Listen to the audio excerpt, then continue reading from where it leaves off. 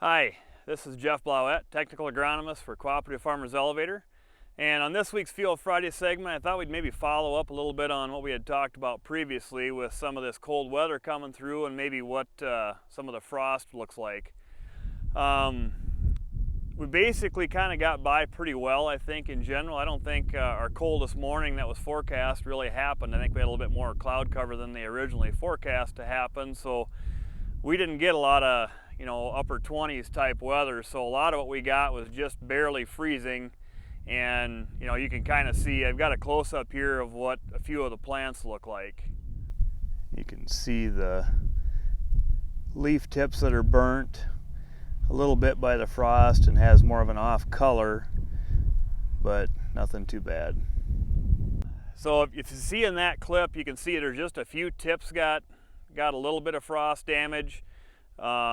I think there are maybe a few areas, maybe into southern Minnesota a little bit more, where we probably had a little bit cooler and probably had a little bit more frozen small plants. But in general, it looks like we got by pretty well without any damage that'll really have any impact on anything. The earliest planted stuff, this crop was planted the 23rd of April, so right on the early side of when everything started to really get going. So there probably wasn't a lot around this area that was much bigger than that. So I think we got by pretty well. The crop's starting to look pretty good.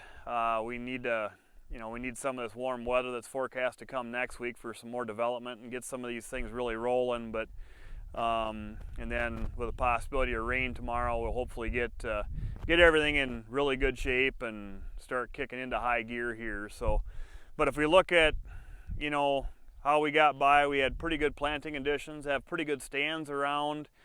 We kind of dodged the frost bullet right now. Not that we're out of that window of when we can normally get some frost to happen. We've got some time yet here in the next couple weeks possibly, but we're in pretty good shape, pretty happy with how things look.